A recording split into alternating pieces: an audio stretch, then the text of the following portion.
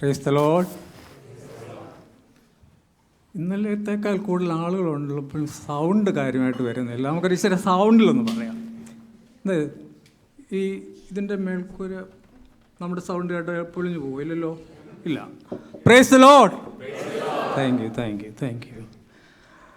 അപ്പോൾ നമ്മളിന്ന് കുടുംബ പ്രതിഷ്ഠാദിനമായി വന്നിരിക്കുന്ന ഈ ദിവസത്തിൽ പ്രിയപ്പെട്ട സിജു അച്ഛൻ പറഞ്ഞ എല്ലാ വാക്കുകളുടെയും മുമ്പിൽ ഞാൻ ഒന്നുകൂടെ വിനയപ്പെടുന്നു. അത്ര ശ്രേഷ്ഠമായ യോഗ്യതയൊന്നുമുള്ള ആളല്ല. ദൈവം കലാകാലങ്ങളിൽ പലയിടങ്ങളിൽ ആക്കി കഴിയുന്നിടത്തോളം ശുശ്രൂഷകൾ നന്നായി ചെയ്യുവാൻ ശ്രമിച്ചു, ഇപ്പോഴും ശ്രമിക്കുകയാണ്. അപ്പോൾ അങ്ങനെ 2019 ഞങ്ങൾ റിട്ടയർമെൻറ്റിന് ശേഷം പിന്നെയും 1-2 പള്ളികളിലൊക്കെ സഭ അയച്ചു പോയി. ഇനിയും തുടരണമെന്ന് പല ആളുകൾ ആവശ്യപ്പെട്ടെങ്കിലും ഇങ്ങനെയുള്ള സ്ഥലങ്ങളൊക്കെ കാണാൻ, ഇത്രയും മനോഹരമായ സിയാറ്റിൽ വരെയൊക്കെ വരാൻ ദൈവം ഇടയാക്കുന്നതിന് വേണ്ടി ഞങ്ങൾ തൽക്കാലം നേതൃത്വത്തോട് പറഞ്ഞു. ഇനിയും അവധി എന്നല്ല, റിട്ടയർമെൻറ്റ് ശേഷമുള്ള കാലം മറ്റ് ശുശ്രൂഷകൾ ദൈവം അനുവദിക്കും. അങ്ങനെയാണ് ഇവിടെയൊക്കെ വരാനിടയായത്. ഞങ്ങളുടെ രണ്ടാമത്തെ മകൾ സൗമ്യ, സൗമ്യയുടെ ഹസ്ബൻഡ് HCL ബാംഗ്ലൂർ കമ്പനിയിൽ നിന്ന് ഇങ്ങനെ അവർ വിടുന്നതാണ്. നേരത്തെ ലോസ് ഏഞ്ചൽസിൽ വന്നപ്പോൾ അവിടെ വെച്ചൊരു കുഞ്ഞുണ്ടായി. അപ്പോൾ അതിൻ്റെ ഡെലിവറിയുമായി ബന്ധപ്പെട്ട് 2018 ഒരു വിസ അന്ന് കിട്ടിയത് കൊണ്ടാണ് ഇപ്പോൾ അത് ഇങ്ങനെ 2028 വരെ ഉള്ളതുകൊണ്ടാണ് വരാൻ പറ്റിയത്. അല്ലെങ്കിൽ നിങ്ങൾക്കറിയാം, ഇപ്പോൾ നമ്മൾ വിസ ഫോർമാലിറ്റീസൊക്കെ ഭയങ്കര പ്രയാസമാണല്ലോ. എനിവേ അങ്ങനെ വരാനിടയായി. തുടർന്ന് അവർ അവിടെ കോവിഡ് സമയത്തിന് മുമ്പ് നാട്ടിൽ പോയി 3 വർഷം നാട്ടിലായതിനു ശേഷം വീണ്ടും കമ്പനി അവരെ അയച്ചപ്പോൾ അയോവയിൽ വന്നു. അവരുടെ അടുക്കലായിരുന്നു ഞങ്ങൾ ആദ്യത്തെ 3 മാസം. അയോവ സ്റ്റേറ്റിൽ പോയിട്ടുള്ളവർ അപൂർവം പേര് കാണുമായിരിക്കും. ഒരൊറ്റ മാർത്തോമ പള്ളിയുമില്ല, മറ്റ് മലയാളികളുടേതായ ഒരു പള്ളിയുമില്ല, മലയാളികൾ തന്നെ വെരി ലിറ്റിൽ. അപ്പം നമുക്ക് അങ്ങനെയുള്ളൊരു സ്ഥലത്ത് ഞങ്ങൾ 2-3 മാസം വെറുതെ ഇരുന്നിട്ട് ഓഗസ്റ്റ് ലാസ്റ്റിൽ ഡാലസിൽ വന്നപ്പോൾ തൊട്ട് നല്ല ബിസിയായി. എല്ലായിടത്തും ഒത്തിരി ആളുകളെ കാണാൻ, പള്ളിയിൽ പോകാനൊക്കെ അവസരം കിട്ടി. എൻ്റെ പ്രിയപ്പെട്ട സിജു അച്ഛൻ ശുശ്രൂഷ ചെയ്യുന്ന ഈ സ്ഥലത്തും വരാനിടയായി. അച്ഛൻ കൊച്ചമ്മയും മോനും ബുധനാഴ്ച മുതൽ ഞങ്ങളെ ഇങ്ങനെ നിങ്ങളുടെ സ്നേഹം എന്താണെന്ന് എല്ലാ വിധത്തിലും നിങ്ങൾക്ക് വേണ്ടി നന്നായി എല്ലാ ക്രമീകരണങ്ങളും നന്നായി ചെയ്ത്, ഇന്നലെ ഞാൻ പറഞ്ഞ പോലെ കർത്താവ് അവരെ നല്ലവരും വിശ്വസ്തരുമായ ദാസർ എന്നുള്ള വിളി കേൾപ്പാൻ തക്കവണ്ണമുള്ള അനുഗ്രഹീത ശുശ്രൂഷ നിർവഹിച്ച് ഇപ്പോഴും ഈ ഇടവയ്ക്ക് ധന്യമായ ഓർത്ത് നൽകിക്കൊണ്ടിരിക്കുന്നതിൽ ഞങ്ങൾ അച്ഛനെ ഓർത്ത് ദൈവത്തിന് സ്തോത്രം കരയേറ്റുന്നു. ചെയ്തു തന്ന എല്ലാ ശുശ്രൂഷകൾക്കും എല്ലാ കരുതലുകൾക്കും നന്ദി കരയേറ്റുന്നു. അപൂർവം ചില വീടുകളിൽ ഇതിനോടുള്ളിൽ വരാനായിട്ടിടയായി, അവരെ ഓർത്തും സ്തോത്രം ചെയ്യുന്നു. ഈ ഇടവയ്ക്കായി ഞാൻ ദൈവത്തെ മഹത്വപ്പെടുത്തുകയാണ്. പ്രിയമുള്ളവരെ, ഞങ്ങളുടെ മോളും അച്ഛനും ഡാലസ് ഗിയോനിലുള്ളത് കൊണ്ട് കർത്താവ് പറഞ്ഞ് ഞാൻ വീണ്ടും വരും എന്ന് പറഞ്ഞതുപോലെ ദൈവം അനുവദിച്ചാൽ ഞങ്ങൾ വീണ്ടും സിയാറ്റിൽ വരുമോ എന്ന് പറയാൻ എനിക്ക് ഉറപ്പില്ല. കാരണം വരുന്ന അച്ഛന്മാരെ കൂടെ ബേസ് ചെയ്താണുള്ള കാര്യങ്ങളൊക്കെ ഇരിക്കുന്നത്. അതുകൊണ്ട് എന്നാലും വരാൻ സാധ്യതയുണ്ട്. അപ്പം നിങ്ങൾ ഞങ്ങളെ ഓർത്ത് പ്രാർത്ഥിക്കുക. ഞങ്ങളുടെ ശുശ്രൂഷകൾ തുടർന്നും അനുഗ്രഹമായിരിക്കാനായിട്ട് പ്രാർത്ഥിക്കുക. ദൈവം നിങ്ങളെല്ലാവരെയും സമൃദ്ധമായി അനുഗ്രഹിക്കട്ടെ എന്ന് ഞാൻ ആഗ്രഹിച്ച് പ്രാർത്ഥിക്കുന്നു. കഴിഞ്ഞ 2 ദിവസങ്ങളിൽ നിങ്ങൾ വന്നവർക്ക് ദൂത് അനുഗ്രഹമായിരുന്നു എന്നാണ് എൻ്റെ വിശ്വാസം. എല്ലാവർക്കും ഉൾക്കൊള്ളാൻ പറ്റത്തില്ല, അത് സ്വാഭാവികമാണ്. അതുകൊണ്ട് നമ്മൾ പറഞ്ഞതെല്ലാം നിങ്ങൾ 100% അക്സെപ്റ്റ് ചെയ്തോ ഇല്ലയോ എന്ന് എനിക്കറിയത്തില്ല. ദൈവത്തിൻ്റെ ആത്മാവാണ് അതൊക്കെ തീരുമാനിക്കേണ്ടത്. ഇന്നലെ ഞാൻ നിങ്ങളോട് ഒരു എക്സസൈസ് പറഞ്ഞിരുന്നു, അതൊക്കെ നിങ്ങൾ വായിച്ചിട്ടുണ്ടാകും എന്നാണ് എൻ്റെ ചിന്ത. അതെല്ലാം കൂടെ വിവരിക്കാൻ നമ്മുടെ മുമ്പിൽ സാവകാശമില്ല. അച്ഛൻ എനിക്ക് ഒരു സമയം തന്നിട്ടുണ്ട്, അതിനുള്ളിൽ ഞാൻ മാക്സിമം അത് നിർത്തി നമുക്ക് ഇന്ന് നിങ്ങളുടെ പ്രധാനപ്പെട്ട തീരുമാനങ്ങൾ കൈക്കൊള്ളേണ്ട ഒരു ദിവസം കൂടെയാണല്ലോ. ഇടവസംഘം അനുഗ്രഹമായി നടക്കണം. അതിനുള്ള ഒരു മുന്നൊരുക്കമായി ദിവസങ്ങളിലെ പ്രാർത്ഥനകൾ തീർന്നു എന്നെൻ്റെ വിശ്വാസം. അതുകൊണ്ട് നിങ്ങൾ വായിച്ചത് എല്ലാം നിങ്ങളുടെ മനസ്സിൽ ഇരിക്കട്ടെ എന്ന് ഞാൻ ആഗ്രഹിക്കുകയാണ്. ഞാൻ ഒരു ചോദ്യം ചോദിക്കുക. ഞാനൊരു അധ്യാപകരൊന്നും അല്ല, എന്നാലും ഈ സ്കൂളുകൾ എൻ്റെ ശുശ്രൂഷയിൽ ഒത്തിരി സ്കൂളുകളുടെ ചുമതലകൾ നിർവഹിക്കേണ്ടി വന്നിട്ടുണ്ട്. മാനേജർമാരായി ഒത്തിരി അടുത്ത ശുശ്രൂഷ ഉണ്ടായിട്ട് വന്നിട്ടുണ്ട്. അപ്പോൾ ഈ സ്കൂളുകളിലെ ടീച്ചേഴ്സിൻ്റെയും കുട്ടികളുടെ ഇടയിലുള്ള അതുകൊണ്ടൊക്കെ ഇടയ്ക്കിടയ്ക്ക് ഇങ്ങനെ ചോദ്യങ്ങൾ പ്രസംഗമധ്യേ ചോദിക്കുന്ന ഒരു രീതിയുണ്ട്. അപ്പോൾ ഞാനിപ്പോൾ ചോദിക്കാൻ പോകുന്നത്, ഒരു 40 വർഷത്തിന് മുമ്പ് കല്യാണം കഴിച്ചവർ, കുടുംബജീവനം നയിച്ചവർ ഇവിടെ ആരെങ്കിലുമൊക്കെ ഉണ്ടോ? 40 വർഷം കുറച്ച് പേരുണ്ട്. ആട്ടെ, സ്തോത്രം. ഒരു ചോദ്യം, അന്ന് ഭർത്താക്കന്മാരോടാണ് ചോദ്യം കേട്ടോ. കല്യാണം നടത്തിയത് ആരാണ്? 1-2 പേർക്ക് മറുപടി പറയും. നിങ്ങൾ കല്യാണം നടത്തിയത് ആരാണ്? അച്ഛനാണെന്ന് പലരും പറഞ്ഞു. അച്ഛൻ്റെ പേരോ തിരുമേനിയുടെ പേരോ അറിയാവുന്നവരൊന്ന് പറഞ്ഞാൽ. CM തോമസ് അച്ഛൻ, ഈശോ തിരുമേനി അല്ലേ? എനിവേ, ഓർമ്മയിരിക്കുന്നതിൽ സന്തോഷം. ഞാൻ തീത്തോസ് തിരുമേനിയുടെ കൂടാണ് ഒത്തിരി ശുശ്രൂഷ. തിരുമേനി കല്യാണം നടത്തുമ്പം ദമ്പതികളോട് പറയുന്ന ആഹ്വാനത്തിൽ, ആശംസയിൽ ഒരു കാര്യം പ്രത്യേകം പറയും. നിങ്ങളുടെ വെഡിങ് ആനിവേഴ്സറി നിങ്ങൾ ആഘോഷിക്കുമ്പോൾ കല്യാണം നടത്തിയതായിട്ടുള്ള തിരുമേനിയെ ഒന്നോർത്ത് ഒരു മെസ്സേജ്, ഒരു കോൾ ചെയ്താൽ നന്നായിരിക്കുമെന്ന്. പിന്നെ തിരുമേനി എന്നോട് പലപ്പോഴും പറഞ്ഞു, എൻ്റെ അച്ഛൻ പറഞ്ഞതല്ലാതെ. അത് ഞങ്ങളുടെ മോൾ ഉൾപ്പെടെ അതുകൊണ്ടാണ് തിരുമേനി എന്നെ ഇടയ്ക്കിടയ്ക്ക് ഓർപ്പിക്കുന്നത്. ഞാൻ പറഞ്ഞത്, നമുക്ക് പലതും മറക്കാൻ പാടില്ലാത്ത അനുഭവങ്ങളുണ്ട്. ഓർമ്മകൾ വളരെ അത്യാവശ്യമായി നിലനിർത്തേണ്ടതായ കാര്യമാണ്.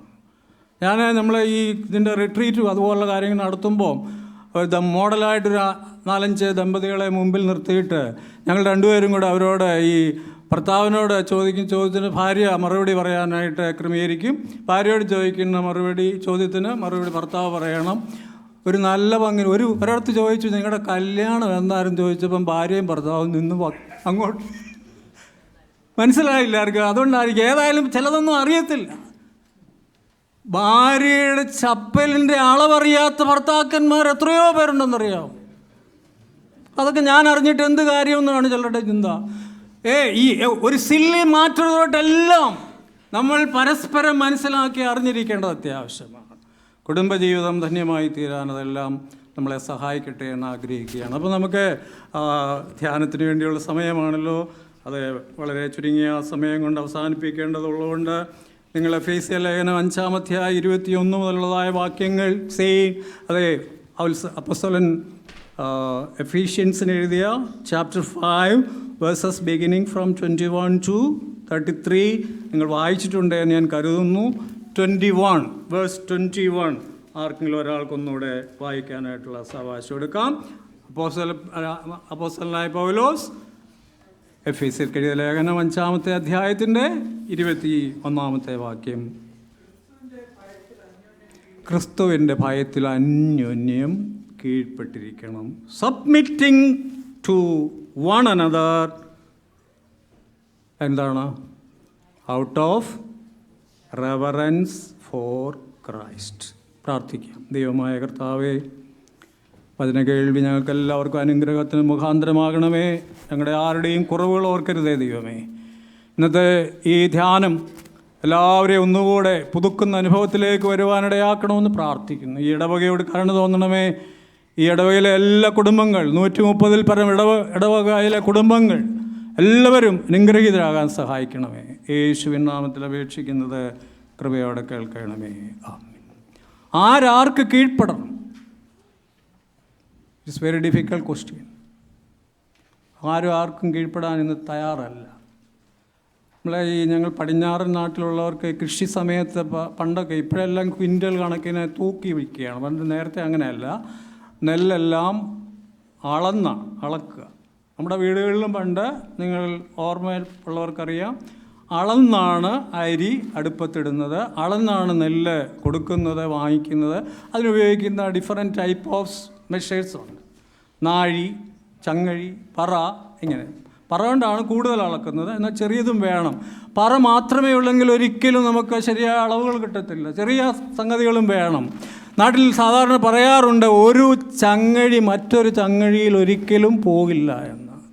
ചങ്ങലയ്ക്കുള്ളിൽ നാഴികയെ പോവുകയുള്ളൂ. എന്നാലേ സ്വസ്ഥതയും സന്തോഷവും ഉണ്ടാകുകയുള്ളൂ. ഒരിടവകയിൽ പല കുടുംബങ്ങളിൽ പല സ്വഭാവമുള്ള എല്ലാവരും അന്യോന്യം ഉൾക്കൊള്ളുവാൻ തയ്യാറാവുമ്പോഴേ കാര്യങ്ങൾ ഭംഗിയായിട്ട് പോവുകയുള്ളൂ. അതുകൊണ്ട് അപ്രകാരം കുടുംബത്തിലും ഇടവകയിലും എല്ലാം സന്തോഷകരമായ അനുഗ്രഹകരമായ അനുഭവങ്ങൾ ഉണ്ടാകുന്നതിന് വേണ്ടി എല്ലാവരും തമ്മിൽ സബ്മിസീവാകാൻ, അല്ലേ? സബ്മിഷൻ നല്ല വാക്കാണ്, പക്ഷേ അതങ്ങോട്ട് അംഗീകരിക്കാനായിട്ടുള്ള പ്രയാസം പലപ്പോഴും ഉണ്ട്. നമ്മളെ മാതൃകയായിട്ട് നമുക്ക് എടുത്തു കാണിക്കാവുന്ന ഒത്തിരി കുടുംബങ്ങൾ വേദപുസ്തകത്തിലുണ്ട്. അതിലെ ഒരു പ്രധാനപ്പെട്ട കുടുംബം നമ്മുടെ കർത്താവിൻ്റെ കുടുംബം തന്നെയാണ്. കർത്താവ് ജനിച്ചു വളർന്നതായ കുടുംബം, ആ കുടുംബത്തിൻ്റെ പേര് നമുക്കെല്ലാവർക്കും അറിയാം, നസറേത്തിലെ തിരുക്കുടുംബം, ഹോളി ഫാമിലി ഓഫ് നാസറേത്ത്. നമുക്കറിയാം അവിടെ ആരൊക്കെയായിരുന്നു മാതൃകയായി പ്രവർത്തിച്ചതെന്ന്. ആ കുടുംബം തന്നെ it's a role model family, then a role model parents.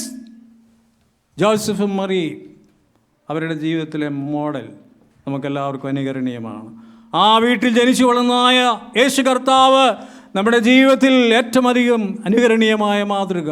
Jesus our model. പ്രിയമുള്ളവരെ, ഇന്ന് ക്രിസ്തീയ കുടുംബദിനമായി ഞാൻ നിങ്ങൾ ആചരിക്കുമ്പോൾ നമ്മുടെ ഭവനത്തിൽ എത്രമാത്രം നമുക്ക് ഒരു റോൾ മോഡലാകാൻ കഴിയുന്നു എന്നുള്ളത് പരിശോധിക്കണം.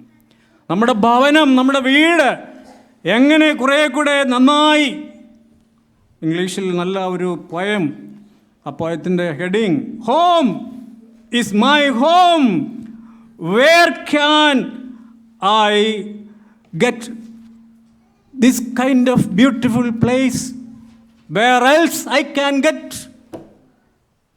നമുക്ക് നമ്മുടെ വീടിനേക്കാൾ മനോഹരമായ ഒരു പ്ലേസ് വേറെ എങ്ങും കിട്ടത്തില്ല. എന്നാൽ ചില പിള്ളേർക്ക് നാട്ടിൽ, ഇവിടുത്തെ അല്ല കേട്ടോ, ഇവിടുത്തെ രീതി വേറെ ആയതുകൊണ്ട്, നാട്ടിലെ ചില പിള്ളേർക്ക് അവരുടെ വീട് ഇഷ്ടമല്ല. അതുകൊണ്ട് തന്നെ അപ്പനും അമ്മയും മക്കളെ വളർത്താനുള്ളതായ വലിയ തത്രപ്പാടിൽ ഗൾഫിലോ അമേരിക്കയിലോ മറ്റെവിടെയെങ്കിലുമൊക്കെ ജോലി ചെയ്യാൻ പോകുമ്പം ഗ്രാൻഡ് പേരൻസിനെ ഏൽപ്പിച്ചിട്ടാണ് പലപ്പോഴും പോകുന്നത്. ചില പിള്ളേർക്ക് ഗ്രാൻഡ് പേരൻസിനെ ഇഷ്ടമല്ല, അപ്പോൾ ഹോസ്റ്റലിലായിരിക്കും, എന്നാലും ഇടയ്ക്ക് വീട്ടിൽ വരണമല്ലോ. അങ്ങനെ വീട്ടിൽ ഒരു മോൻ വല്യമ്മച്ചിയുടെ കൂടെ താമസിക്കുകയാണ്. പക്ഷേ അവന് സന്ധ്യയ്ക്ക് മിക്കവാറും വീട്ടിലോട്ട് വരികയില്ല. അവന് കിടക്കാൻ ഇഷ്ടം അവരുടെ വീടിൻ്റെ സമീപത്ത് തന്നെയുള്ള ഒരു ഷോപ്പിൻ്റെ വരാന്തയിലാണ്. അവിടെയാണ് അവൻ ഇപ്പോൾ മിക്കപ്പോഴും കിടക്കുന്നത്. വല്യമ്മച്ചി വഴക്ക് പറയും, അപ്പനും അമ്മയും വരുമ്പോൾ കാര്യങ്ങൾ പറയും, ഇടയ്ക്കിടയ്ക്ക് അമ്മച്ചിയെ അപ്പനും അമ്മയും വിളിച്ച് കാര്യങ്ങൾ പറയും. അവർ നല്ല കൊടും ചൂടത്തും തണുപ്പത്തും അധ്വാനിച്ച് വേല ചെയ്യുകയാണ് കുടുംബത്തെ പുലർത്താൻ. അമ്മച്ചിയുടെ വഴക്ക് കൂടുമ്പോൾ ഈ പയ്യൻ ഒരു ദിവസം പറഞ്ഞതാണ് ഇങ്ങനെ കേട്ടോ, നിങ്ങൾക്കത് മനസ്സിലാവുമോ എന്ന് എനിക്കറിയില്ല. അവൻ പറയുകയാണ്, ഈ മുതുക്കി ഒന്ന് ചത്തിരുന്നെങ്കിൽ ഞാൻ ഇന്ന പള്ളിക്ക് ഒരു പൊന്നും കുരിശ് നേറിയാണ്. പൊന്നും കുരിശ്. അവന് പൊന്നിൻ്റെ വിലയോ വല്യമ്മയുടെ വിലയോ ഒന്നും അറിയാൻ പാടില്ലാത്തതുകൊണ്ടായിരിക്കും അവൻ പറയുകയാണ്, ഈ മുതുക്കി ഒന്ന് ചത്ത് കിട്ടിയിരുന്നെങ്കിൽ. കാരണം ശല്യമാണ് വല്യമ്മ. ഇന്ന് നമ്മുടെ വീടുകളിൽ പേരൻസ് ശല്യമായിരിക്കുന്ന കുഞ്ഞുങ്ങൾ വളർന്നു വരുന്നുണ്ട് ഒത്തിരി. ഗ്രാൻഡ് പേരൻസിൻ്റെ കാര്യം പിന്നെ പറയുകയും വേണ്ട. എന്നാൽ തിരിച്ചുകൊണ്ട് ധാരാളം നല്ല നമ്മുടെ ഭവനങ്ങൾ, പ്രിയമുള്ളവരെ, നല്ല അനുഗ്രഹീതമായ ഭവനങ്ങൾ. 3 വാക്കുകൾ വളരെ ചുരുക്കിയ ചിന്തയ്ക്ക് വേണ്ടി പറയുക. 1 സ്നേഹം നമ്മുടെ വീടുകളിൽ, ലവ്. 2 സന്തോഷം, ജോയ്. 3 സമാധാനം, പീസ്. 3 വാക്കുകൾ ഒരിക്കലും നമ്മൾ മറക്കാൻ പാടില്ലാത്തതായ 3 വാക്കുകളാണ്. ഇതെല്ലാം ലൗകികമായിട്ടുള്ള ലോകപ്രകാരമുള്ളതായ കാര്യങ്ങൾക്ക് വേണ്ടിയല്ല. പിന്നെയോ ഭവനം ദൈവത്തോടൊപ്പം ഏറ്റവും സന്തോഷകരവും അനുഗ്രഹവുമായി തീരുന്നതിന് വേണ്ടി. കുടുംബങ്ങൾ പലതും തകർച്ചയിലേക്ക് നീങ്ങിക്കൊണ്ടിരിക്കുമ്പോൾ അങ്ങനെ തകർന്നു പോകാതിരിപ്പാൻ തക്കവണ്ണം നമ്മുടെ വീടുകളിൽ ഏറ്റവും സന്തോഷകരമായ അനുഭവങ്ങൾ ഉണ്ടാകുവാൻ. അപ്പോൾ നമുക്ക് അങ്ങനെ ആയിരിക്കണമെങ്കിൽ പരസ്പരം വീണ്ടും ഒരു 3 വാക്കുകൾ, അക്സെപ്റ്റ്, റെസ്പെക്റ്റ് ആൻഡ് കമ്പാഷനേറ്റ്. ഈ 3 കൂടെ യോജിച്ചു പോകണം. Accept each other, respect each other and compassionate to all. വീടുകൾ അങ്ങനെയാകണം. സ്നേഹം വഴി അങ്ങ് ശരിക്ക് ഒഴുകി ചെല്ലണം എല്ലാവരിലേക്കും. സന്തോഷം, ലോകത്തിലെ സന്തോഷങ്ങളെക്കാൾ ഉപരിയായി ദൈവിക സന്തോഷം, യേശുവിനോടൊപ്പം വീട്ടിൽ വസിക്കുന്നതായിട്ടുള്ള ആ വലിയ അനുഭവം നമ്മുടെ വീടുകളിൽ ഉണ്ടാകട്ടെ പ്രിയമുള്ളവരെ. അതുകൊണ്ട് റോൾ മോഡൽ ഫാമിലി ആയിരിക്കാനായി ഒരു 5 കാര്യങ്ങൾ, എല്ലാം കമ്പി വാചകങ്ങളായിട്ട് മാത്രമേ പറയുന്നുള്ളൂ. Love and mutual respect, first one. ഇതെല്ലാം നിങ്ങൾക്കുള്ളതാണ്. ഞാനതൊന്നുകൂടെ നമ്മളുടെ ചിന്താവിഷയം കൺവെൻഷൻ്റേത് വെച്ച് ഒന്ന് ഓർപ്പിക്കുന്നു മാത്രമേ ഉള്ളൂ. കുറേ കൂടെ ഒരു അവേക്കനിങ് ഉണ്ടാകുവാൻ, നമ്മളൊന്ന് ഉണർത്തപ്പെടാനായി നമ്മുടെ വീടുകളിൽ എല്ലാവരും സ്നേഹം, ലവ് ആൻഡ് മ്യൂച്വൽ റെസ്പെക്റ്റ്, പരസ്പരം അംഗീകരിക്കാനും പരസ്പരം വളർത്തുവാനും, ആരെയും താഴ്ത്തിക്കെട്ടാതിരിപ്പാൻ, മറ്റൊരാളുടെ കഴിവ് അംഗീകരിക്കും, ബഹുമാനിക്കാൻ തക്കവണ്ണം അത് ഇടവകയിലും സാധിക്കും. നമുക്കറിയാം, നമ്മുടെ സമൂഹത്തിലെ ഏറ്റവും ബേസിക് ആയിട്ടുള്ള യൂണിറ്റാണ് ഫാമിലി. അങ്ങനെയുള്ളതായ അനേക ഫാമിലികൾ ഒരുമിച്ച് കൂടുന്നതാണ് ഇടവക. ഉണ്ട് ഈ ഇടവകയിലെ 130-ൽ പരം ഫാമിലീസ് എല്ലാവരും പരസ്പരം അംഗീകരിക്കുന്ന love and mutual respect. 2, strong faith and values ഉള്ളവരാകാൻ, അപ്രകാരം കുഞ്ഞുങ്ങളെയും വളർത്തുവാൻ. നല്ല സ്ട്രോങ് ഫെയ്ത്ത്, വിശ്വസിക്കുന്നത് ജീവിതത്തിൽ പ്രായോഗികമാക്കത്തക്കവണ്ണം. ഞാൻ ഇന്നലെ പറഞ്ഞല്ലോ, ഐഡിയാസ് എല്ലാം ആക്ഷൻ ആകണം. വീടുകളിൽ അത് വിളങ്ങണം, ശോഭിക്കണം. അത് പള്ളിയിൽ കൂടെ, സമൂഹത്തിൽ, ജോലി ചെയ്യുന്നിടത്തെല്ലാം നമ്മുടെ സ്ട്രോങ് ഫെയ്ത്ത്. അപ്പോൾ പരസ്പരം സ്നേഹിക്കാനായിട്ടും പരസ്പരം ബഹുമാനിക്കാനായിട്ടും പഠിക്കും നമ്മൾ. ദൈവിക വിശ്വാസത്തിൽ നല്ല മൂല്യങ്ങൾ ഉള്ള തലമുറയെ വളർത്തിയെടുക്കാനായിട്ട് നമുക്ക് കഴിയട്ടെ പ്രിയമുള്ളവരെ. 3, യൂണിറ്റി ആൻഡ് ഫോർഗിവ്നെസ്. നമ്മുടെ ഇടയിൽ ഇന്നലെ ഞാൻ പറഞ്ഞല്ലോ, പലപ്പോഴും നമുക്ക് വേണ്ട പോലെ ഒരു യൂണിറ്റി ഇല്ലാതെ പോകാനുള്ള സാധ്യതകളുണ്ടാകാം. എല്ലാവരും ഒരുമിച്ച് ഒരേ മനസ്സിൽ, അല്ലേ? ഒറ്റ എന്നുള്ള വാക്ക് ഒരുമയുടെ വാക്കായി മാറണം, ഒരുമിച്ച്. അങ്ങനെ യൂണിറ്റി ആൻഡ് അത് സാധിക്കണമെങ്കിൽ ഫോർഗിവ്നെസ്, ക്ഷമിക്കാൻ, പരിശുദ്ധാത്മാവിൻ്റെ ഫലം, അതിൽ സ്നേഹവും സമാധാനവും സന്തോഷവും കഴിഞ്ഞാൽ അടുത്തത് എന്താണ്? ദീർഘക്ഷമ, ഫോർഗിവ്നെസ്. നമ്മുടെ കർത്താവ് നമ്മോട് ക്ഷമിച്ചത് കൊണ്ടാണല്ലോ നാം എല്ലാവരും ഇന്നിങ്ങനെ ആയിരിക്കുന്നത്. പ്രിയമുള്ളവരെ, അങ്ങനെ ആയിരിക്കാൻ തുടർന്നും നമുക്കിടയാകട്ടെ. അടുത്ത ഒരു കാര്യം, സർവീസ് ആൻഡ് മൈൻഡഡ്നെസ്. എല്ലാവർക്കും ശുശ്രൂഷ ചെയ്യുവാൻ, മറ്റുള്ളവരെ ഒന്ന് മൈൻഡ് ചെയ്യുവാൻ. നിങ്ങളുടെ ഇത് അത്ര വലിയ ഇടവകയല്ലാത്തത് കൊണ്ട് അങ്ങനെ നിങ്ങളെ കൊച്ചാക്കിയും ചിന്തിക്കല്ലോ കേട്ടോ. 100-ൽ പരം കൂടുതലുള്ളവർക്ക് വലിയ ഇടവക തന്നെയാണ്. എന്നാലും ഒരു സ്മോൾ കമ്മ്യൂണിറ്റി എന്നുള്ളതിൽ പരസ്പരം അറിയാനും മനസ്സിലാക്കാനും വലിയ ബുദ്ധിമുട്ടില്ല. എന്നാൽ വലിയ ഇടവകളിൽ ചെന്നാൽ ചിലരെ അറിയത്തില്ല. ഞങ്ങൾ ശുശ്രൂഷ ചെയ്തൊരു സ്ഥലത്ത് 5000-നും 7000-നും ഇടയ്ക്ക് അംഗങ്ങളാണ്. അംഗങ്ങൾ മീൻസ് മെമ്പേഴ്സ്.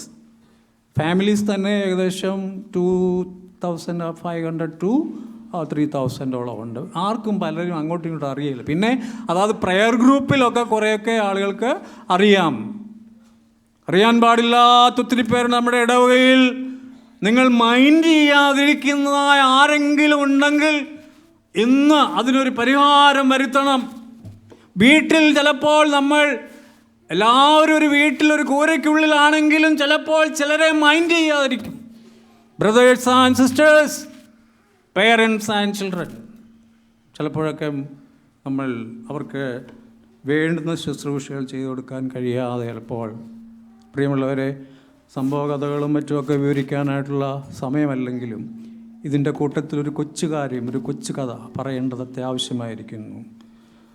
ഒരു ഭാര്യയും ഭർത്താവും. ഭാര്യ അതീവ സുന്ദരി, ഭർത്താവ് അതുപോലെ തന്നെ കോമളൻ. രണ്ടുപേരും സ്നേഹത്തോടെ സന്തോഷത്തോടെ ഇങ്ങനെ കുടുംബജീവിതം നയിച്ചുകൊണ്ടിരിക്കുകയാണ്.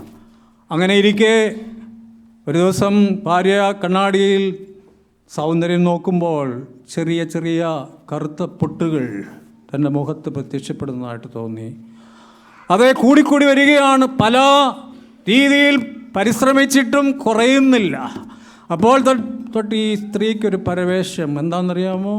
ഒരു വിഷമം. സൗന്ദര്യമുള്ളതുകൊണ്ടാണ് തൻ്റെ ഭർത്താവ് തന്നെ സ്നേഹിക്കുന്നതെന്നുള്ളതായിരുന്നു അവരുടെ ചിന്ത.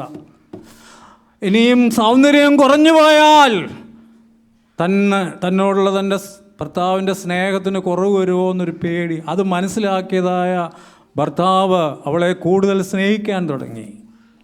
അങ്ങനെ ഇരിക്കെ ഒരു ദിവസം ഭർത്താവിനൊരു സീരിയസ് ആയ ആക്സിഡൻ്റ് ഉണ്ടായി. ആക്സിഡൻറ്റിനെ തുടർന്ന് കണ്ണു പറ്റില്ലാത്തൊരാളായിട്ട് അദ്ദേഹം മാറ്റപ്പെട്ടു. കാഴ്ചയില്ല. ഭാര്യ മനസ്സിലാക്കി അദ്ദേഹത്തെ പരമാവധി ശുശ്രൂഷിക്കാൻ തുടങ്ങി. ഭാര്യയുടെ രോഗം മൂർച്ഛിച്ച് അവർ മരിച്ചു. ഒത്തിരി ദീർഘമായി പറയേണ്ടതാണ്, വളരെ ചുരുക്കി പറയുന്നു മാത്രം. ഭാര്യ മരിച്ചതിന് ശേഷം തൻ്റെ ഭാര്യയുടെ സ്നേഹം തിങ്ങി നിറഞ്ഞു നിൽക്കുന്ന വീട്ടിൽ തുടർന്ന് താമസിക്കാനായി ബുദ്ധിമുട്ട് പറഞ്ഞ് തൻ്റെ സ്നേഹിതനായ ഏറ്റവും അടുത്ത സ്നേഹിതനോട് താൻ ഈ സ്ഥലം വിട്ടുപോവുകയാണെന്ന് പറഞ്ഞു. അപ്പോൾ കൂട്ടുകാരൻ ചോദിച്ചു, എടാ, കണ്ണു കാണാൻ പാടില്ലാത്ത നീ ഇവിടെ പരിചിതമായ സ്ഥലം വിട്ട് വേറെടുത്ത് പോയി എങ്ങനെ താമസിക്കും?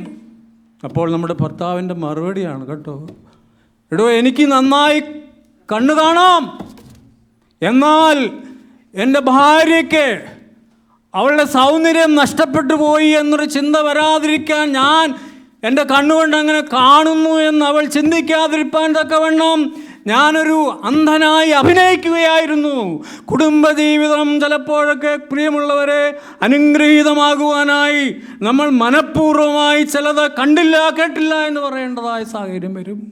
അങ്ങനെ ചിലപ്പോൾ ചിന്തിക്കേണ്ടതായിട്ട് വരും. എങ്കിൽ മാത്രമേ ധന്യമായ ജീവിതം നയിക്കാനായിട്ട് കഴിയുകയുള്ളൂ. നമ്മുടെ സർവീസ്, മറ്റുള്ളവരെ ശുശ്രൂഷിക്കാൻ, അവരുടെ കുറവുകൾ ഉണ്ടെങ്കിൽ പോലും നമ്മുടെ കർത്താവ് അങ്ങനെയാണല്ലോ നമ്മളെ സ്നേഹിച്ചത്. ക്ഷമിക്കാനും ശുശ്രൂഷിപ്പാനും അതെ മൈൻഡ് ചെയ്യുവാനൊക്കെ ദൈവം ഇടയാക്കട്ടെ എന്ന് നമുക്ക് പ്രാർത്ഥിക്കാം. പിന്നെയുള്ള ഒരു അത്യാവശ്യ കാര്യമാണ് ഗുഡ് കമ്മ്യൂണിക്കേഷൻ ആൻഡ് കെയർ. എല്ലാവരും തമ്മിലൊരു നല്ല കമ്മ്യൂണിക്കേഷൻ ഉണ്ടാകേണ്ടത് വളരെ ആവശ്യമാണ്. കമ്മ്യൂണിക്കേഷൻ എങ്ങനെ ഇരിക്കുന്ന വീടുകളിൽ, ചില വീടുകളിലെങ്കിലും അപൂർവമായി മൊബൈലിൽ കൂടെ മാത്രമാണ് അന്യോന്യം മിണ്ടുന്നത്. അങ്ങനെയുള്ള വീടുകൾ സിയാറ്റിലില്ല എന്ന് ഞാൻ കരുതുകയാണ്. ഞങ്ങൾ ശുശ്രൂഷ ചെയ്തൊരു സ്ഥലത്തെ പള്ളിയിലെ കുടുംബദിനത്തിന് ഭാര്യയും ഭർത്താവും ഒരുമിച്ച് വന്ന് മുട്ടുകൊത്തും, കുർബാന കൊള്ളും. പക്ഷേ അവിടെ ശുശ്രൂഷ ചെയ്ത് 2ാമത്തെ വർഷത്തിൻ്റെ പകുതി കഴിഞ്ഞപ്പോഴാണ് ഞങ്ങൾക്ക് മനസ്സിലായത് ഈ ഭാര്യയും ഭർത്താവും തമ്മിൽ സംസാരിച്ചിട്ട് 18 വർഷമായി. 18 വർഷമായി മിണ്ടാതിരിക്കുന്നവർ കമ്മ്യൂണിക്കേഷൻ നടത്തുന്നത് എന്തെങ്കിലും ഒരു കുറിപ്പടിയിൽ കൂടെയാണ്. നമ്മൾ ഭവനം സന്ദർശിക്കാൻ ചെല്ലുമ്പോൾ ഒന്നും ഫീൽ ചെയ്യത്തില്ല. രണ്ടുപേരും വളരെ റെസ്പെക്റ്റീവായി നമ്മളെ സ്വീകരിക്കും, കാപ്പി ഉണ്ടാക്കിത്തരും, ഒക്കെ ഉണ്ട്. കുടുംബദിനത്തിന് ഒരുമിച്ച് കുർബാന കൊണ്ടുവന്നത്. പക്ഷേ സംസാരിച്ചിട്ട് 18 വർഷം കമ്മ്യൂണിക്കേഷൻ ഗ്യാപ്പ് പല രീതിയിൽ നമ്മുടെയൊക്കെ സമൂഹത്തിൽ വല്ലാതെ ആയിരിക്കുകയാണ്. അതേ വരാതിരിക്കാനായി ഈ കുടുംബദിനത്തിൽ നിങ്ങൾ കർത്താവിൻ്റെ മാതൃകയോടുകൂടെ, കർത്താവിൻ്റെ കുടുംബത്തിലെ മാതൃകയോടുകൂടെ ജീവിക്കാനായിട്ട് അതിന് നിങ്ങൾ ചിലതൊക്കെ ചെയ്യണം കേട്ടോ. ചിലത് മറക്കാൻ പഠിക്കണം. നമ്മുടെ ജീവിതത്തിൽ ചിലത് മറക്കണം. അതുപോലെ തന്നെ ചിലത് മരിക്കണം. എന്താ മരിക്കേണ്ടത്? കൊലോസ്യ ലേഖനം 3-ാം അധ്യായം നിങ്ങൾ 5 മുതൽ ഉള്ള വാക്യങ്ങൾ, പ്രത്യേകിച്ച് 5, 8 ഈ വാക്യങ്ങളൊക്കെ വീട്ടിൽ പോയിട്ടൊന്ന് വായിക്കണം. മരിക്കാനായി നമ്മുടെ ജീവിതത്തിൽ ചിലത് മരിപ്പിക്കണം. എന്നാലേ കുടുംബജീവിതം നന്നായി മുമ്പോട്ട് പോകാൻ പറ്റുകയുള്ളൂ. മരിച്ചാൽ മാത്രം പോലെ പുനർജനിക്കണം. ജീവിതത്തിൽ ചിലതൊക്കെ അക്സെപ്റ്റ് ചെയ്യാൻ, അഡോപ്റ്റ് ചെയ്യാനായിട്ട് നമുക്ക് കഴിയണം. അപ്പോഴേ ഏറ്റവും സന്തോഷകരമായി ജീവിക്കാൻ നമുക്ക് സാധിക്കുകയുള്ളൂ. അതുകൊണ്ട് അന്യോന്യം respect each other. Let our homes become the altar of worship. ദൈവത്തെ ആരാധിക്കുന്ന നല്ല കുടുംബങ്ങളായിട്ട് നമ്മുടെ കുടുംബങ്ങൾ തീരണം. So a model family is one where Christ is the center, prayer is the foundation, and love is the language. ഇങ്ങനെയാണോ നമ്മുടെ വീടുകളെന്ന് ഓരോരുത്തരും പരിശോധിക്കുക പ്രിയമുള്ളവരെ. നമ്മുടെ കുടുംബ ബന്ധങ്ങളൊക്കെ തകർച്ചയുടെ വക്കിലേക്ക് പോകുന്നതിൻ്റെ 2-3 കാരണങ്ങൾ ഈ പറഞ്ഞ പോലെ 1-2 വാചകത്തിൽ പറഞ്ഞാൽ വേഗത്തിൽ എൻ്റെ വാക്കുകൾ അവസാനിപ്പിക്കും. നമ്മൾ പലപ്പോഴും കുടുംബജീവിതത്തിൽ വിവാഹ ജീവിതത്തിൽ കൂടെയാണല്ലോ കുടുംബജീവിതം ആരംഭിക്കുന്നത്. ഇപ്പോൾ വിവാഹം കഴിച്ചില്ലെങ്കിലും കുടുംബമായി താമസിക്കാനായിട്ടുള്ള അങ്ങനെയുള്ള ലിവിങ് ടുഗദറുകാരും ഒക്കെ ധാരാളം കൂടിയിട്ട് നാട്ടിലുമുണ്ട്, പലയിടത്തുമുണ്ട്. അതിനൊന്നും ഒരു കുഴപ്പവും കാണാത്തൊരു സമൂഹമാണ് നമ്മുടേത്.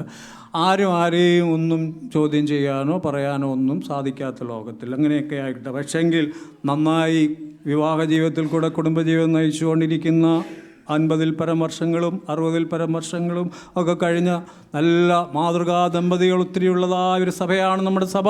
അങ്ങനെയുള്ള ഇടവകയാണ് നമ്മുടെ ഇടവകൾ. ഞാൻ ദൈവത്തിന് സ്തോത്രം കരയേറ്റു. എന്നാലും പലപ്പോഴും നമ്മുടെ ഈ ബന്ധങ്ങളെ വളരെ ലാഘവത്തോടെ കാണുന്നതായിട്ടുള്ള ആളുകളുടെ എണ്ണം കൂടിക്കൂടി വരുന്നു. ടേക്ക് ഇറ്റ് ഈസി ആയിട്ട് കാണുന്നതായിട്ടുള്ള വെറും ഉപഭോഗ വസ്തുക്കളായി, കൺസ്യൂമർ ഗുഡ്സായി പാർട്ട്നേഴ്സിനെ കാണുന്ന ആളുകളുടെ എണ്ണം കൂടി വരുന്നതായിട്ടുള്ള ഒരു ലോകത്തിലാണ് ഞാൻ നിങ്ങളും ആയിരിക്കുന്നത്. വെറും ടെമ്പററി അഡ്ജസ്റ്റ്മെൻ്റായിട്ട് മാത്രം കുടുംബജീവിതത്തെ കണ്ടാൽ കുടുംബജീവിതം തകരും. പ്രിയമുള്ളവരെ, അങ്ങനെ വരാതിരിക്കാൻ വസ്ത്രം മാറും പോലെ കുടുംബം അതേ മാറ്റാനുള്ളതല്ല പാർട്ട്നേഴ്സ് എന്ന് മനസ്സിലാക്കാൻ നമ്മുടെ തലമുറകൾക്കിടയാകണമേ എന്ന് നമ്മൾ പ്രത്യേകമായിട്ട് പ്രാർത്ഥിക്കണം. പ്രിയമുള്ളവരെ, വിവാഹം കഴിപ്പിക്കുമ്പോൾ CSIയിലെ ഒത്തിരി അംഗങ്ങളിവിടെ ഉണ്ടല്ലോ. ഞാൻ CSIയിലെ ഒത്തിരി ആരാധനകളിൽ സംബന്ധിച്ചിട്ടുണ്ട്. എൻ്റെ അമ്മയുടെ അനുജത്തിയും ഭർത്താവും CSIയിലെ വർക്കേഴ്സായിരുന്നതുകൊണ്ട് ഒത്തിരി പള്ളികളിൽ പോയിട്ടുണ്ട്. അപ്പോൾ CSIയിലെ കല്യാണം, പ്രത്യേകിച്ച് നമ്മുടെ കല്യാണവുമായി പല കാര്യങ്ങളിൽ സാമ്യമുണ്ട്, ചിലത് വ്യത്യസ്തമാണ്. എന്നാലും ഈ കൈക്ക് പിടിച്ച് കൂട്ടിച്ചേർക്കുന്ന സമയത്ത് ഒരു മാർത്തോമാ സഭയിൽ പറയുന്നതിനേക്കാൾ ഒരു വാക്കൂടെ അഡീഷണലായിട്ട് പറയുന്നുണ്ട്. മരണം നിങ്ങളെ വേർപിരിക്കുന്നത് വരെ, അതെ, മരണം വേർപിരിക്കുന്നത് വരെ നിങ്ങൾ ഒന്നായിരിക്കാൻ പിതാവിൻ്റെയും പുത്രൻ്റെയും പരിശുദ്ധാത്മാവിൻ്റെയും നാമത്തിൽ. ആ വാചകങ്ങളെല്ലാം നമുക്കുമുണ്ട്. പക്ഷേ വേർപിരിയുന്നത് എപ്പോഴാണ്? മരണം നമ്മളെ വേർപിരിച്ചാൽ ഓർമ്മകൾക്ക് നഷ്ടമില്ലല്ലോ, ഓർമ്മിക്കാനുമില്ല, എപ്പോഴും ഓർമ്മിക്കാം. അങ്ങനെ ഓർക്കാൻ വേണ്ടി അമേരിക്കയിൽ സംവിധാനങ്ങൾ ചെയ്തിട്ടുള്ള എൻ്റെ ഒരു അദ്ദേഹം മരിച്ചുപോയൊരു സ്നേഹിതനുണ്ടായിരുന്നു. ആവശ്യം വരുമ്പോഴൊക്കെ ഭാര്യയുടെ ബോഡി വെച്ചിരിക്കുന്നിടം പോയി കാണാനുള്ള സംവിധാനം. പക്ഷേ നല്ല ഒത്തിരി ചിലവുള്ള കാര്യമാണ്. നിങ്ങൾ ആരെങ്കിലും അങ്ങനെ ആഗ്രഹിക്കുന്നുവെങ്കിൽ, അദ്ദേഹം മരിച്ചുപോയി, എന്നാലും അദ്ദേഹത്തിൻ്റെ മക്കൾ കൂടെ ഞാൻ അഡ്രസ്സ് വാങ്ങിച്ചു തരാം. ഇവിടെയല്ല, ഫിലദൽഫിയയിലോ മറ്റാണ്. എനിവേ, പോട്ടെ പ്രിയമുള്ളവരെ, നമ്മുടെ ജീവിതത്തിൽ മരണം വേർപിരിക്കുന്നത് വരെ ഒരുമിച്ചിരിക്കാനായി നല്ല ബന്ധങ്ങൾ മുമ്പേ പറഞ്ഞതിൻ്റെയൊക്കെ വെളിച്ചത്തിൽ നിങ്ങളത് കൂട്ടിച്ചേർത്തുകൊള്ളുക പ്രിയമുള്ളവരെ. രണ്ടാമത്തെ ഒരു പ്രശ്നം, നമുക്ക് ശരിക്കുള്ള ഒരു പൊരുത്തപ്പെടൽ, അഡ്ജസ്റ്റ്മെൻറ്റ്, അതിന് മനഃപൂർവ്വമായൊരു ശ്രമം ഇരുഭാഗത്തു നിന്നും ഉണ്ടായാലേ പറ്റുകയുള്ളൂ. നാട്ടിലൊരു പറച്ചിലുണ്ട്, നിങ്ങൾക്ക് എത്രമാത്രം മനസ്സിലാക്കാൻ പറ്റുമെന്ന് എനിക്കറിയില്ല. അരക്കുള്ളപ്പോൾ മെഴുക്കും കൊണ്ട് ചെല്ലണമെന്നൊരു ചൊല്ലുണ്ട്. അരക്കിൻ്റെ കൂടെ അരക്കുമായിട്ട് ചെന്നാൽ പിന്നെയും കൂടുതൽ പ്രശ്നമേ ഉണ്ടാകത്തുള്ളൂ. എന്നാൽ ഈ ചക്കയൊക്കെ കണ്ടിട്ടുണ്ടല്ലോ നാട്ടിൽ ചെല്ലുമ്പോൾ ചക്ക മുറിക്കുമ്പോൾ ഉണ്ടാകുന്നൊരു സാധനമാണ് ഈ അരക്കെന്ന് പറയുന്നത്. അരക്കിനെ മാറ്റണമെങ്കിൽ മെഴുക്ക് വേണം, വെളിച്ചെണ്ണയോ മറ്റോ ഉപയോഗിക്കണം. വേറെ ചക്കയുടെ അരക്കും കൊണ്ട് അടുത്ത കൈയും കൊണ്ട് ഒരാൾ ചെന്നാൽ രണ്ടുപേരും പ്രശ്നം ഉണ്ടാക്കത്തേ ഉള്ളൂ. അതെ, പ്രശ്നങ്ങൾ ഒഴിവാക്കാനായി അരക്കുള്ളപ്പോൾ മെഴുക്കുമായി കോപിച്ചു വരുന്ന ഭർത്താവിൻ്റെ മുമ്പിൽ നല്ല ചൂടുള്ള ചായയും കാപ്പിയുമായി നിൽക്കുന്ന ഭാര്യയെ കണ്ടുകൊണ്ടാണ് പണ്ട് എഴുത്തുകാരൊക്കെ അങ്ങനെയുള്ള മനോഹരമായ പാട്ടുകളൊക്കെ പാടിയിട്ടുള്ളൂ. ഇപ്പോൾ അത് പാടാൻ സമയമില്ല. എന്നാൽ നിങ്ങൾ അങ്ങനെയൊന്ന് ശ്രദ്ധിച്ചാൽ നന്നായിരിക്കും. ഇരുകൂട്ടരും, അല്ല ഒരാൾ മാത്രമല്ല, ഭാര്യ മാത്രം എപ്പോഴും ഇങ്ങനെ ആ പൂമുഖ വാതുക്കൽ ഇങ്ങനെ നിൽക്കുന്നതായിട്ടുള്ള അനുഭവമൊന്നുമല്ല. ഭർത്താവിനും അതൊക്കെ ചെയ്യാൻ പറ്റും, ഭർത്താവും ചെയ്യണം. ഇവിടെ എല്ലാവരും അങ്ങനെയാണ്. ഞാൻ കണ്ട മിക്ക വീട്ടിലും ഭർത്താക്കന്മാർ ഒന്നാന്തരമായിട്ട് ഭാര്യമാരെ സഹായിക്കുന്നത് കണ്ടിട്ടുണ്ട്. ദൈവത്തിന് സ്തോത്രം ചെയ്യണം. എന്നെപ്പോലുള്ളവർ വളരെ ഈ ഉഴപ്പന്മാരും അലസന്മാരും ഒക്കെ ഉണ്ട്. ഞങ്ങൾ അധികം ജോലി ചെയ്യാറില്ല. ഇങ്ങനെ ഭാര്യ എന്തെങ്കിലും ഉണ്ടാക്കി തന്നാൽ കഴിക്കാനിരിക്കുന്നവരാ. അത് ശരിയല്ല എന്ന് എനിക്കറിയാം, എന്നാൽ പോലും പറ്റാതിരിക്കുന്നതുകൊണ്ടാണ് കേട്ടോ. പ്രിയമുള്ളവരെ, നമ്മുടെ ജീവിതത്തിൽ പൊരുത്തപ്പെടാനുള്ള അഡ്ജസ്റ്റ്മെൻറ്റ്സിനുള്ളൊരു ഒരു പ്രത്യേക ഇത് വേണം. അതിൻ്റെയൊക്കെ സംഭവങ്ങൾ ധാരാളം വിവരിക്കാനുണ്ടെങ്കിലും നമ്മുടെ ക്ലോക്ക് വളരെ വേഗത്തിൽ പോകുന്നതുകൊണ്ട് ഞാൻ അവസാനിപ്പിക്കുകയാണ്. പിന്നീട് നമ്മൾ ജീവിതത്തിൽ, ഞാൻ ഇന്നലെ അവിശ്വസ്തതയെക്കുറിച്ചൊക്കെ സംസാരിക്കുകയുണ്ടായല്ലോ. അവിശ്വസ്തതകൾ പല വിധത്തിൽ നമ്മുടെ കുടുംബജീവിതത്തെ തകർത്ത് കളയുന്നുണ്ട്. മീഡിയാസ് ഒരു പക്ഷേ അതിനൊക്കെ ഒത്തിരി സ്വാധീനം ചെലുത്തുന്നുണ്ടായിരിക്കാം. പ്രലോഭനങ്ങൾ. അതുകൊണ്ട് ഒരിക്കലും ടെംപ്റ്റേഷൻസിന് ഈൽഡ് ചെയ്യാതിരിക്കാൻ പ്രത്യേകം നമ്മൾ ശ്രദ്ധിക്കണം. കുടുംബജീവിതത്തിൽ ടെംപ്റ്റേഷൻസ് പല വിധത്തിൽ നമുക്കുണ്ടാകും. Not to yield any kind of temptations. കുടുംബജീവിതത്തിൽ അവിശ്വസ്തത, ഇല്ലീഗൽ റിലേഷൻഷിപ്പ്, വഴിവിട്ടുപോയ ബന്ധങ്ങൾ പലയിടത്തും നിന്ന് കാണുന്നുണ്ട്. അത് വരാതിരിക്കാൻ പ്രത്യേകം ശ്രദ്ധിക്കണമേ പ്രിയമുള്ളവരെ. മറ്റൊരു പ്രശ്നം നമ്മുടെ ഈ ഫിനാൻഷ്യൽ മാറ്റേഴ്സിലാണ്. സാമ്പത്തികമായ കാര്യങ്ങളിലെ കെടുകാര്യസ്ഥത, കൂട്ടുത്തരവാദിത്തമില്ലാതെ ഭാര്യയും ഭർത്താവും പ്രവർത്തിക്കുന്നതിൻ്റെ ഫലമായി ഉണ്ടാകുന്നതായ ബുദ്ധിമുട്ടുകൾ പല ഭവനങ്ങളിൽ ധാരാളമായിട്ടിന്നുണ്ട്. വരവിനനുസരിച്ച് ചെലവ് ചെയ്യണമെന്ന് കുഞ്ഞിലേ തന്നെ നമ്മുടെ വീടുകളിൽ കേട്ട് പഠിച്ചിട്ടുള്ളതാണെങ്കിലും വരവിനേക്കാളധികം ചെലവ് ചെയ്യുന്നത്, അതിനുള്ള എല്ലാ സാധ്യതകളും നമ്മുടെ അമേരിക്കൻ ഗവൺമെൻറ്, കമ്പനികൾ ക്രെഡിറ്റ് കാർഡിൽ കൂടെ നമ്മളെ ഇങ്ങനെ പ്രലോഭിപ്പിച്ചുകൊണ്ടിരിക്കുമ്പോൾ എൻ്റെ വരവെത്രയാണ് എന്ന് മനസ്സിലാക്കാതെ ഭാര്യ ഭർത്താവിൻ്റെ വരവറിയാതെ ഭാര്യ ഒരിക്കലും ചിലവാക്കരുത്. തിരിച്ചും ഭർത്താവ് അറിയാതെ ഭാര്യയും ഭാര്യ അറിയാതെ ഭർത്താവും സാമ്പത്തികമായിട്ടുള്ള കാര്യങ്ങളിലെ കെടുകാര്യസ്ഥത ഒരിക്കലും നമ്മുടെ ജീവിതത്തിൽ വരാതിരിക്കാൻ നല്ല കുടുംബ ബഡ്ജറ്റ് തയ്യാറാക്കി, പള്ളിയിൽ ബഡ്ജറ്റ് തയ്യാറാക്കുന്നത് പോലെ തന്നെ കുടുംബത്തിൽ ബഡ്ജറ്റ് തയ്യാറാക്കി എക്സ്പെൻസ് എങ്ങനെ വേണമെന്നുള്ളത് മനസ്സിലാക്കി ജീവിതം നയിച്ചില്ലെങ്കിൽ കുടുംബജീവിതം തകരും. പ്രിയമുള്ളവരെ, അങ്ങനെ തകർന്നിരിക്കുന്ന അനേക കുടുംബങ്ങളുടെ ചരിത്രം നമുക്കറിയാം. ഞാൻ വിശദീകരിക്കുന്നില്ല. നമ്മുടെ ഭവനങ്ങൾ എങ്ങനെയിരിക്കുന്നു? Psalm 128, 128 സങ്കീർത്തനം എല്ലാവർക്കും അറിയാം. ഇന്ന് ഒക്കുമെങ്കിൽ നിങ്ങൾ വീട്ടിൽ പോയിട്ട് ആ സങ്കീർത്തനം ഒന്നുകൂടെ ഒന്ന് ആവർത്തിച്ച് വായിക്കണം. ഭാര്യാഭർത്തൃ ബന്ധത്തിൽ നമ്മളെങ്ങനെയായിരിക്കണം? മാതാപിതാക്കളും കുഞ്ഞുങ്ങളും തമ്മിലുള്ളതായ ബന്ധങ്ങൾ എങ്ങനെ? Children to grow up with good values. അതിനുള്ള എല്ലാ മോഡലുകളും നമ്മുടെ വീട്ടിലുണ്ടാകണം. യേശുവിനെ വീട്ടിൽ പ്രസൻറ്റ് ചെയ്യണം. ശരിക്കും കുഞ്ഞുങ്ങൾക്ക് യേശുവിനെ മനസ്സിലാക്കി കൊടുക്കണം. അത് നമ്മുടെ ജീവിതാനുഭവങ്ങൾ കൂടെ വേണം. കുട്ടികളെല്ലാം കണ്ടുപഠിക്കുന്നവരാണ്.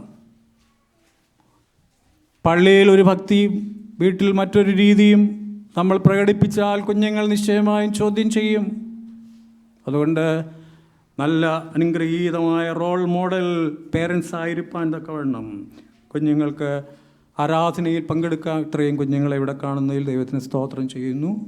ചിലയിടത്ത് ഇത്രയും ഒരു പങ്കാളിത്തം പൊതുവേ ഇല്ല. പല കാരണങ്ങൾ കാണും.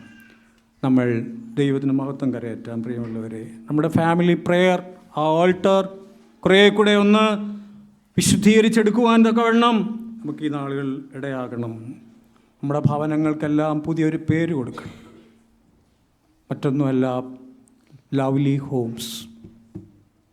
വേറെ എന്തെല്ലാം നമുക്കുണ്ടെങ്കിലും നമ്മുടെ വീട് സ്നേഹഭവനം. സ്നേഹഭവനം എന്നൊക്കെ പറഞ്ഞാൽ നാട്ടിൽ പ്രായമുള്ളവരെ എവിടെയെങ്കിലും കൊണ്ടുവന്നാക്കുന്ന ആ സ്ഥലത്തിനൊക്കെയാണ് അങ്ങനെ പറയുന്നത്. അങ്ങനെയല്ല, എല്ലാ വീടുകളും നല്ല ലവ്ലി ഹോംസ്. ഞാൻ അതിൻ്റെ കൂടെ ഒരു വാക്കുകൂടെ ചേർത്ത് പറയും. നമ്മുടെ വീടുകൾ ഈ ഭൂമിയിലെ സ്വർഗമാകണം. Heavenly Holmes. ഇവിടെ നിന്ന് മരിച്ചിട്ട് സ്വർഗത്തിലേക്ക് പോകാൻ ആരും ശ്രമിക്കരുത്. ഇവിടം സ്വർഗമാകണം. അങ്ങനെ നമ്മുടെ വീടുകൾ try to convert your home as heavenly homes. ഈ കുടുംബദിനത്തിൽ മറ്റൊന്നും സാധിച്ചില്ലെങ്കിലും നമ്മുടെ വീട് സ്നേഹഭവനമാകാൻ, നമ്മുടെ വീട് സ്വർഗീയ ഭവനമാകുവാൻ തക്ക വേണം.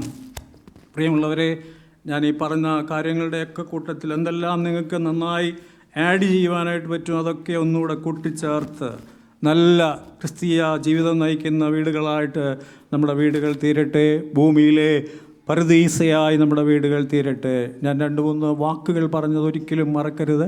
ഒരു 3 വാക്കുകൂടെ പറഞ്ഞ് ഞാൻ അവസാനിപ്പിക്കുന്നു. അത് മറ്റൊന്നുമല്ല, എല്ലാവരും നല്ല അറിവുള്ളവരായിരിക്കണം. അറിവ് അതിനകത്തെല്ലാം ചേർക്കണം. ഭാര്യ ഭർത്താക്കന്മാർ തമ്മിലുള്ള അറിവ്, മാതാപിതാക്കൾ കുഞ്ഞുങ്ങൾ തമ്മിലുള്ള അറിവ്, പ്രത്യേകിച്ച് കുടുംബജീവിതത്തിൽ അന്യോന്യം പാർട്ട്നേഴ്സ് തമ്മിലുള്ള അറിവുള്ളവരായിരിക്കണം. അറിവുള്ളവർക്ക് അടുത്ത വാക്ക് അലിവുള്ളവരായിരിക്കണം. അപ്പോൾ അലിവെന്ന് പറഞ്ഞാൽ എന്താണ്? കമ്പാഷൻ അല്ലേ? സിമ്പതി, വെറും സിമ്പതിയിൽ ഒതുങ്ങരുത്. നല്ല എമ്പതിയുള്ളവരായി, കമ്പാഷനേറ്റായി, എപ്പോഴും ആ അറിവും നിറവും കൂടെ ഒരുമിച്ച് കൂടുന്ന സമയത്തുണ്ടാകുന്ന മറ്റൊരു വാക്കാണ് നിറവ്. മറക്കുമോ? അറിവ്, അലിവ്, നിറവ്.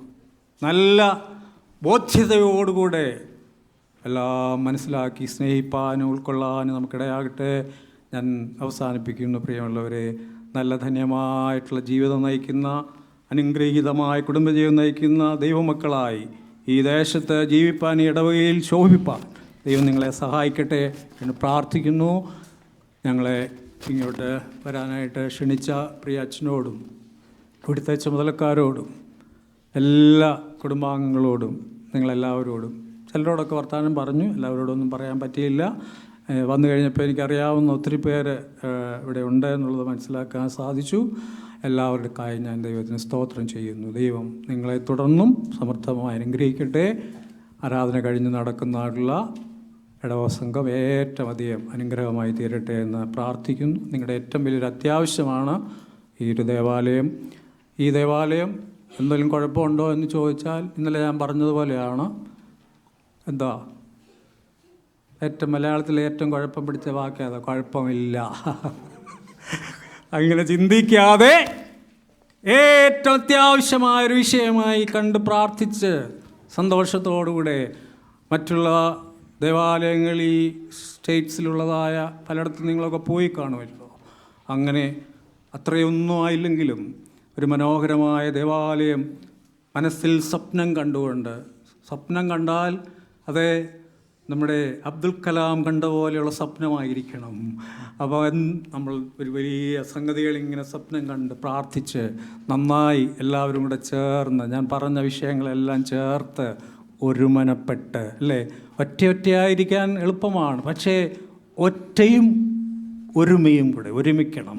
അങ്ങനെ ഒരുമിക്കുന്നതായിട്ടുള്ള നല്ല ജീവിതത്തിൻ്റെ ഉടമകളായി മുമ്പോട്ട് പോകാൻ ദൈവം സഹായിക്കട്ടെ. ഞങ്ങൾക്ക് വേണ്ടി പ്രാർത്ഥിക്കാം. എല്ലാ തന്ന സന്തോഷത്തിനും പ്രത്യേകം നന്ദി. ദൈവം നിങ്ങളെ അനുഗ്രഹിക്കട്ടെ എന്ന് പ്രാർത്ഥിക്കുന്നു.